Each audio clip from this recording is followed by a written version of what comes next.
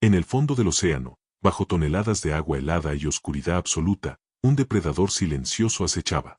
No hacía ruido. No dejaba rastro. Y cuando atacaba, ya era demasiado tarde. Este no era un monstruo de leyenda, era real, y su nombre aún resuena en los archivos militares como el submarino más letal que jamás surcó los mares.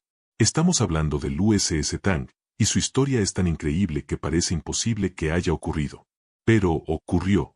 Y si aún no te has suscrito al canal, hazlo ahora, porque lo que estás por descubrir te dejará sin aliento. Era octubre de 1943 cuando el USS Tang fue botado al agua en el astillero de Mare Island, California. Un submarino clase Balao, diseñado para ser rápido, silencioso y mortal.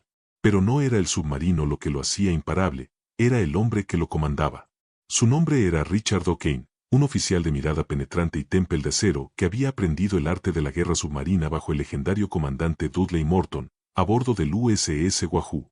O'Kane había visto de cerca lo que significaba cazar en las profundidades, había sentido el pulso de la muerte cada vez que disparaban un torpedo, y había jurado que cuando tuviera su propio submarino, sería implacable.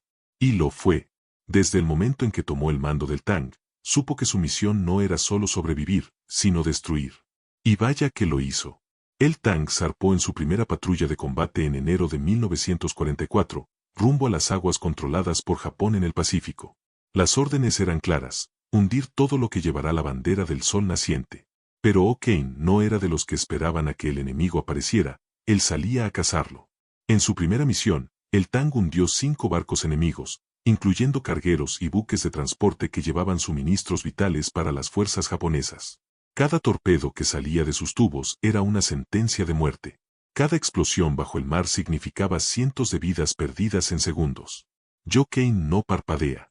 Para él, esto era la guerra, y en la guerra no había lugar para la duda. Pero hundir barcos enemigos no era lo único que hacía al Tang especial. Lo que realmente lo distinguía era la forma en que atacaba. O'Kane se acercaba tanto a sus objetivos que podía ver a los marineros enemigos en cubierta antes de disparar.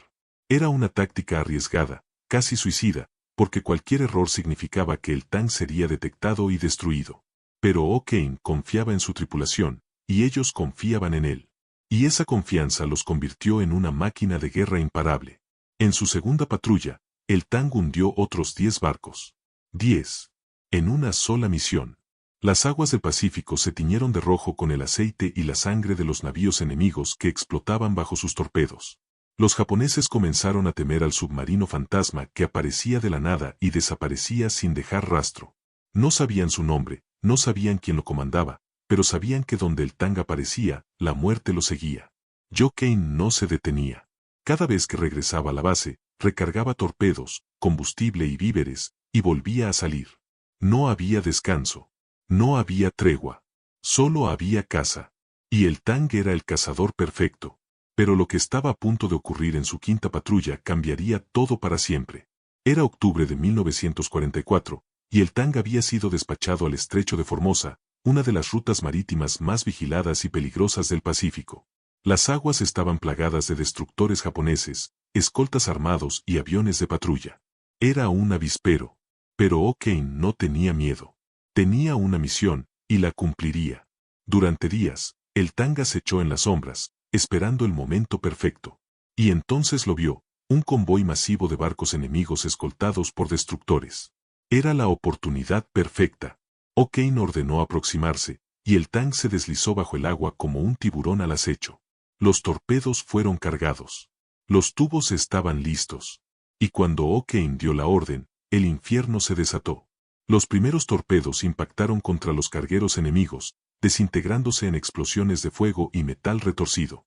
El convoy entró en pánico. Los destructores comenzaron a lanzar cargas de profundidad, bombas diseñadas para aplastar submarinos bajo la presión del agua. El Tang se sumergió, esquivando las explosiones que sacudían el océano como terremotos. Las luces parpadeaban. El casco gemía. Pero O'Kane mantenía la calma. Sabía que si se movían rápido y en silencio, podrían escapar. Y lo hicieron. Pero no antes de hundir 3 barcos más. En total, esa noche, el Tang destruyó 7 barcos enemigos en una sola acción. 7. Era un récord. Pero la noche no había terminado. O'Kane ordenó recargar los últimos torpedos. Solo quedaban dos. El Tang emergió para tomar aire y reposicionarse. Y entonces vio otro objetivo, un gran buque de transporte de tropas que navegaba solo, sin escolta. Era una presa fácil. Demasiado fácil. O'Kane no lo pensó dos veces. Ordenó disparar. El primer torpedo salió limpio, cortando el agua como una flecha hacia su objetivo. Pero el segundo torpedo, el último que le quedaba al Tang, no siguió su curso. Algo falló. El torpedo comenzó a girar. Y entonces, en una fracción de segundo, O'Kane se dio cuenta de lo que estaba pasando. El torpedo había entrado en un patrón circular. Y venía directo hacia ellos. No había tiempo para sumergirse. No había tiempo para esquivarlo. O'Kane gritó la orden de maniobra de emergencia, pero ya era demasiado tarde. El torpedo impactó contra la popa del Tang con una explosión ensordecedora. El submarino se partió. El agua comenzó a ingresar a borbotones. Los hombres gritaban, las alarmas sonaban, y el Tang se hundía rápido. O'Kane y 8 miembros de la tripulación que estaban en la torre de mando fueron arrojados al mar por la explosión. El resto de la tripulación, 78 hombres, quedaron atrapados dentro del submarino mientras éste se precipitaba hacia el fondo del océano. No hubo tiempo para escapar. No hubo tiempo para nada. El Tang, el submarino más letal de la Segunda Guerra Mundial, se hundió en cuestión de minutos. Y con él, la mayoría de su tripulación. O'Kane y los otros sobrevivientes flotaban en el agua, rodeados de restos del naufragio, mientras los destructores japoneses se acercaban. Fueron capturados. Y lo que siguieron fueron meses de tortura, hambre y sufrimiento en campos de prisioneros japoneses. Pero O'Kane sobrevivió. Y cuando la guerra terminó, regresó a casa como un héroe. El USS Tang había hundido 33 barcos enemigos en solo 5 patrullas de combate, más que cualquier otro submarino estadounidense en la historia. Su tripulación había enfrentado el peligro con valentía inquebrantable, y su comandante, Richard O'Kane, recibió la Medalla de Honor, la más alta condecoración militar de Estados Unidos. Pero el precio fue alto. 78 hombres murieron aquella noche de octubre de 1944, atrapados en el fondo del mar, sacrificados por un giro cruel del destino. Y aún así, el legado del Tang perdura. No solo como el submarino más letal de la guerra, sino como un recordatorio de que en el combate, la línea entre la victoria y la tragedia es tan delgada como el filo de una navaja. Si esta historia te impactó tanto como a mí, suscríbete al canal, activa la campanita y comparte este video. Porque historias como esta no pueden olvidarse. Y nosotros seguiremos trayéndotelas, una tras otra, para que nunca olvides el precio de la guerra y el valor de quienes la enfrentaron. El Tang descansa ahora en las profundidades del estrecho de Formosa, a más de 50 metros bajo la superficie, convertido en una tumba de acero para aquellos hombres que nunca volvieron a ver la luz del sol. Pero su historia no termina en el fondo del océano. Lo que ocurrió después de su hundimiento es tan inquietante como fascinante, porque los 9 sobrevivientes que fueron capturados por los japoneses vivieron un infierno que pocos pueden imaginar. Richard O'Kane y sus hombres fueron arrastrados a bordo de un destructor enemigo, golpeados, interrogados y humillados. Los japoneses sabían que habían capturado a alguien importante, pero no sabían exactamente quién. Durante días, los mantuvieron encerrados en celdas diminutas, sin comida suficiente, sin agua limpia, sin ninguna señal de que fueran a sobrevivir.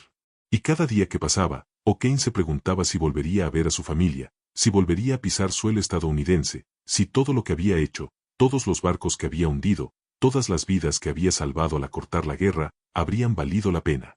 Los prisioneros fueron trasladados a campos de concentración en Japón, lugares donde la crueldad no tenía límites. Allí, los golpes eran diarios, el hambre era constante, y la enfermedad acechaba en cada rincón. Pero O'Kane no se rindió. Incluso en esas condiciones, mantuvo la disciplina, cuidó de sus hombres tanto como pudo, y se aferró a la esperanza de que algún día la guerra terminaría y podrían regresar a casa. Y esa esperanza no era en vano. En agosto de 1945, 2 bombas atómicas cayeron sobre Hiroshima y Nagasaki, y el imperio japonés se rindió. La guerra había terminado.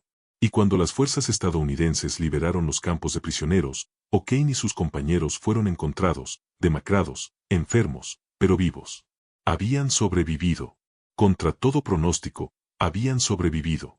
Cuando O'Kane regresó a Estados Unidos, fue recibido como el héroe que era. Le entregaron la Medalla de Honor en una ceremonia solemne, y su nombre quedó grabado para siempre en los anales de la historia naval. Pero él nunca olvidó a los 78 hombres que murieron aquella noche. Nunca olvidó sus rostros, sus voces, sus bromas en los momentos de calma antes de la tormenta.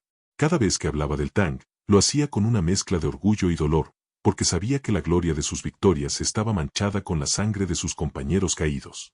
Y eso es algo que ningún héroe puede borrar, por más medallas que reciba. Pero la historia del Tang no es solo una historia de guerra y muerte. Es también una historia de ingeniería, estrategia y evolución tecnológica. Los submarinos de la clase Balao, como el Tang, representaban lo más avanzado de la tecnología naval de la época.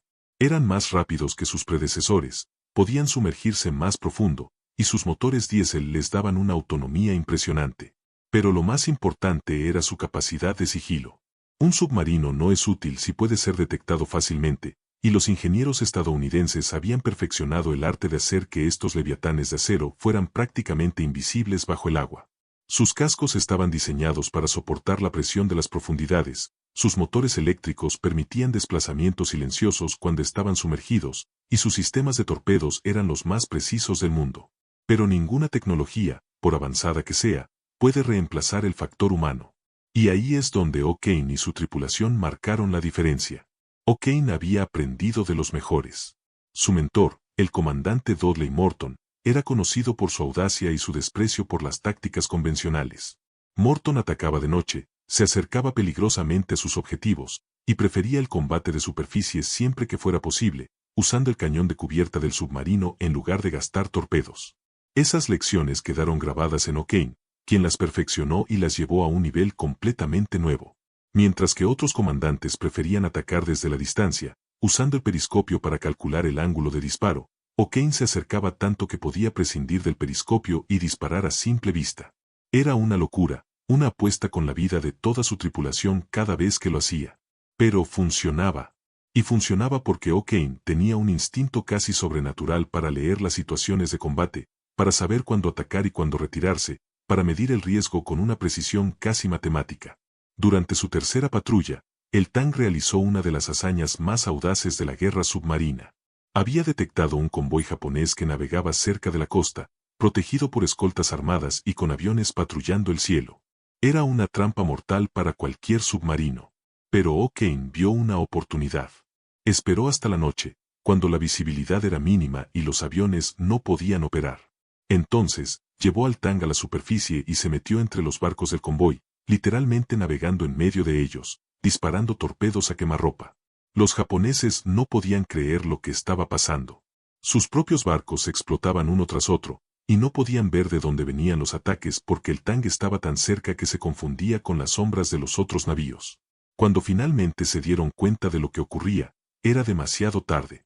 El Tang ya había hundido 4 barcos y estaba desapareciendo en la oscuridad. Fue una obra maestra de estrategia y coraje, y consolidó la reputación de O'Kane como uno de los mejores comandantes de submarinos de todos los tiempos. Pero no todo era gloria y victorias. La guerra submarina fue brutal, no solo para el enemigo, sino también para quienes la libraron. Vivir dentro de un submarino era una experiencia claustrofóbica y agotadora. El espacio era tan reducido que los hombres tenían que turnarse para dormir, compartiendo literas en un sistema de rotación que nunca les daba más de unas pocas horas de descanso seguido. El aire dentro del submarino era pesado, cargado de humedad, olor a diésel, sudor y miedo. No había privacidad, no había comodidad, y la tensión era constante. Cada vez que el submarino se sumergía, los hombres sabían que estaban entrando en un mundo donde un solo error podría significar la muerte para todos. Un torpedo enemigo, una carga de profundidad bien colocada, una falla mecánica, cualquier cosa podía convertir al submarino en un ataúd de acero en cuestión de segundos.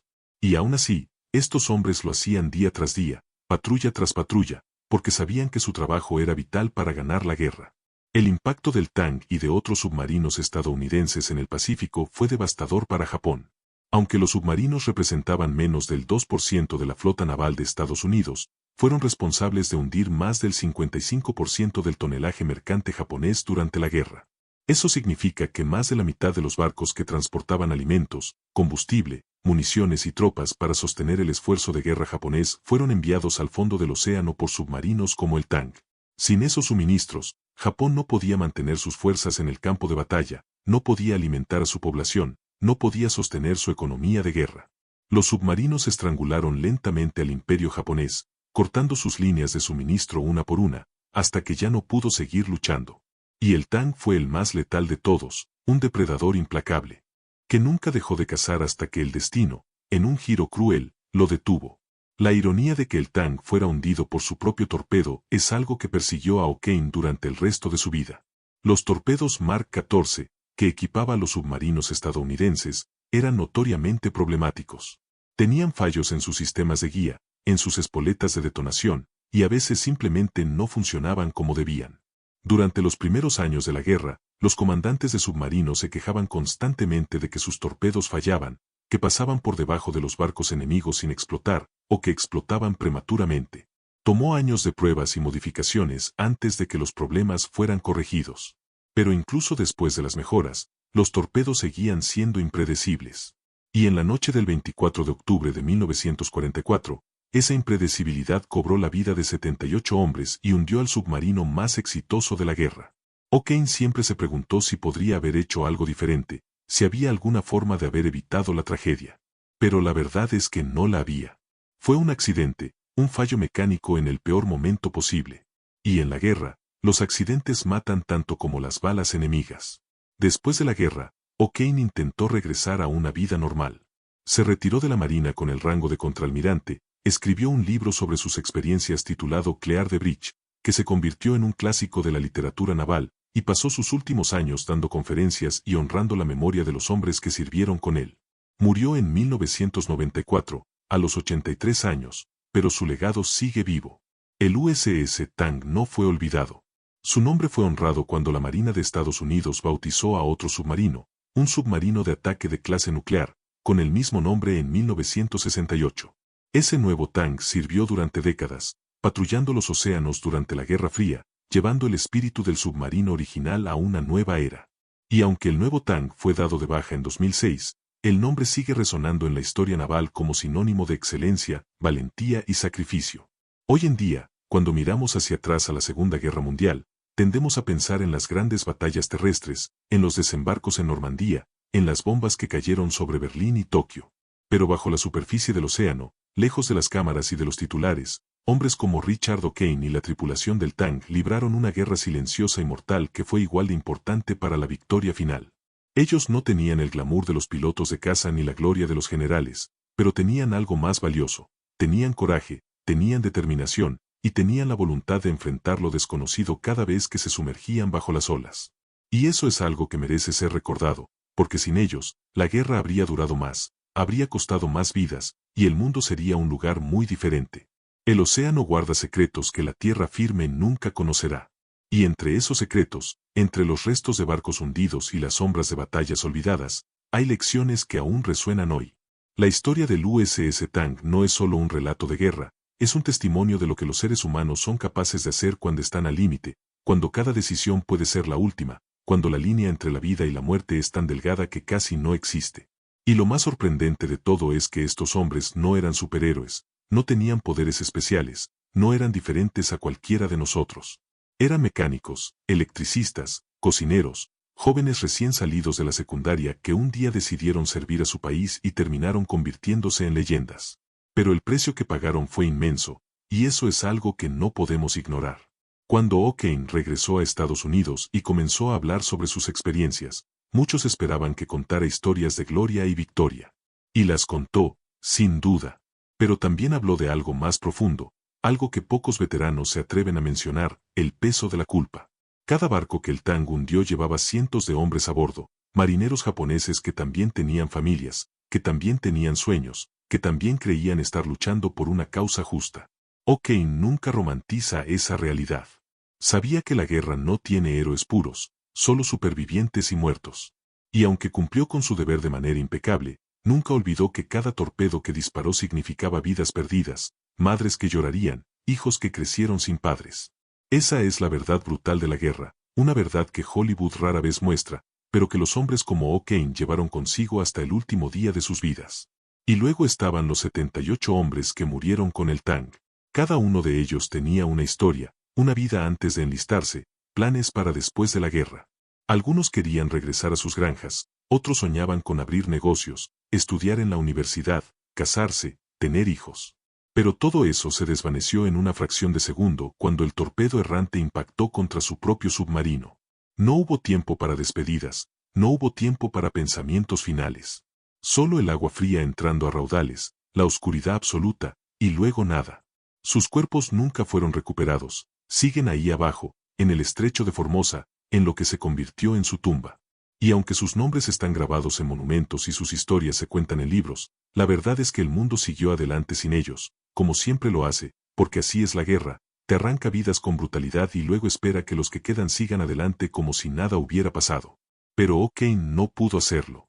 Durante años después de la guerra, sufrió de lo que ahora llamaríamos trastorno de estrés postraumático. Tenía pesadillas recurrentes, despertaba en medio de la noche empapado en sudor, creyendo que todavía estaba en el fondo del océano, escuchando el crujido del casco del tanque mientras se hundía.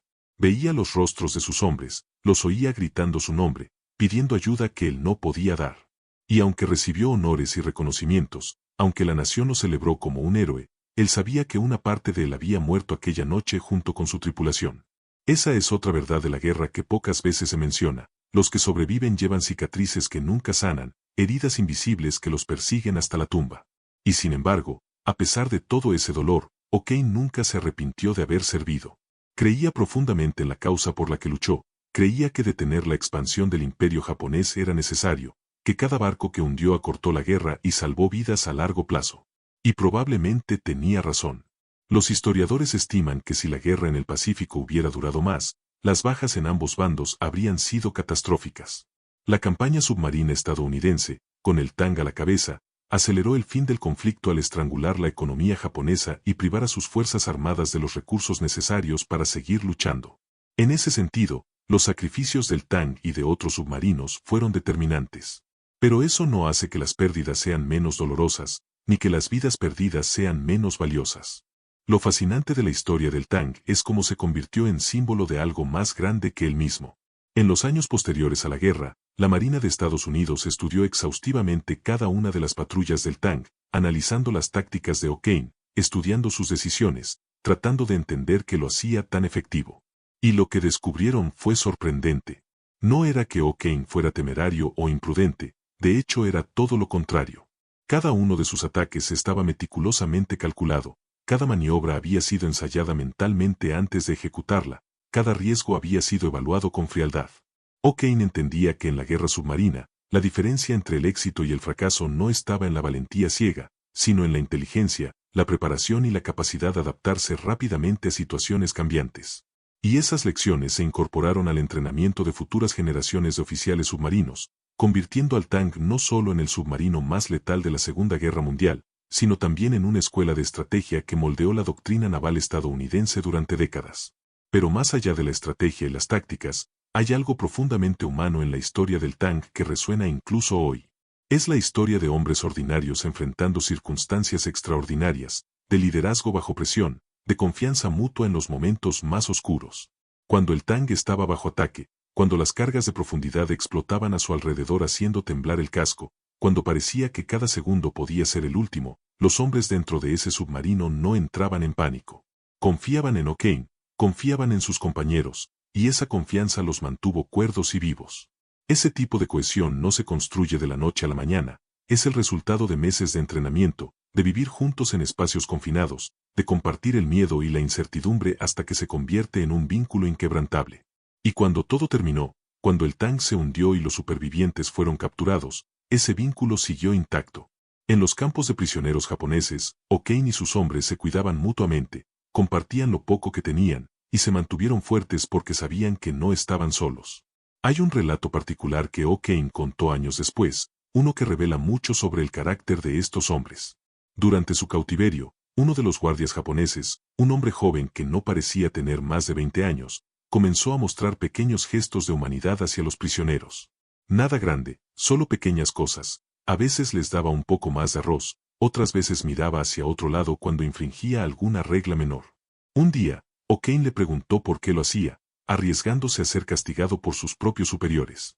El guardia le respondió en un inglés quebrado que él también había estado en el mar, que también había perdido compañeros en combate, y que aunque eran enemigos, entendía el dolor que llevaban dentro. Esa breve conversación quedó grabada en la memoria de O'Kane como un recordatorio de que incluso en medio del horror de la guerra, la humanidad puede encontrar formas de manifestarse. No borra las atrocidades, no justifica el sufrimiento, pero sí muestra que bajo los uniformes y las banderas, todos somos simplemente seres humanos tratando de sobrevivir. Cuando la guerra finalmente terminó y O'Kane fue liberado, pesaba apenas 50 kilos. Su cuerpo estaba devastado por meses de malnutrición, enfermedad y maltrato. Pero su espíritu, de alguna manera, se había mantenido intacto. Lo primero que hizo cuando llegó a territorio estadounidense fue escribir cartas a las familias de los 78 hombres que murieron en el Tang. En cada carta, compartió recuerdos personales, anécdotas que las familias no conocían, palabras de consuelo que sabía que nunca serían suficientes pero que de todas formas tenía que ofrecer. Algunas familias le respondieron con gratitud, otras nunca contestaron, probablemente porque el dolor era demasiado grande. Pero O'Kane cumplió con ese deber autoimpuesto porque sentía que se lo debía a sus hombres, porque mientras él estaba vivo para contar la historia, ellos solo podían vivir a través de sus palabras. Y esa es quizás la lección más poderosa que nos deja el USS Tang, que la memoria es una forma de resistencia. Mientras recordemos a esos hombres, mientras contemos sus historias, mientras enseñemos a las futuras generaciones sobre su sacrificio, ellos no habrán muerto en vano. Su legado no está solo en los barcos que hundieron o en las batallas que ganaron, está en el recordatorio constante de que la libertad tiene un precio, que la paz nunca es gratuita, y que hay personas dispuestas a pagar ese precio para que otros puedan vivir en un mundo mejor. Es fácil olvidar eso cuando vivimos en tiempos de relativa paz, cuando las guerras parecen cosas lejanas que solo ocurren en otros lugares. Pero la historia nos enseña que la paz es frágil, que puede romperse en cualquier momento, y que cuando eso sucede, serán personas como las del Tang quienes nuevamente tendrán que levantarse y enfrentar la oscuridad. El USS Tang descansa en el fondo del mar, cubierto de óxido y coral, habitado ahora por peces y criaturas marinas que nada saben de la guerra. Pero su historia vive. Vive en los museos navales donde se exhiben sus condecoraciones, vive en los libros escritos sobre él, vive en las conversaciones de veteranos que todavía recuerdan cuando escucharon por primera vez sobre el submarino imparable. Y ahora vive también en ti, porque has llegado hasta aquí, porque has dedicado estos minutos a conocer una historia que merece ser conocida. Y eso significa algo. Significa que el sacrificio de esos 78 hombres no ha sido olvidado, que su memoria sigue siendo honrada, que mientras haya alguien dispuesto a escuchar, ellos seguirán viviendo. Así que te pido algo. No dejes que esta historia termine aquí. Compártela con alguien más, cuéntamela a tus amigos, a tu familia, a quien creas que debería saberla. Porque estas son las historias que nos conectan con nuestro pasado, que nos ayudan a entender quiénes somos y de dónde venimos. Y si te has movido, si has sentido aunque sea un poco de lo que esos hombres sintieron, entonces suscríbete, activa las notificaciones, y sigue acompañándonos. Porque hay miles de historias como esta esperando ser contadas, miles de héroes olvidados que merecen ser recordados, y nosotros estaremos aquí, cada semana, trayéndote relatos que te harán reflexionar, emocionar y, sobre todo, recordar que la historia no es solo el pasado, es también una guía para el futuro.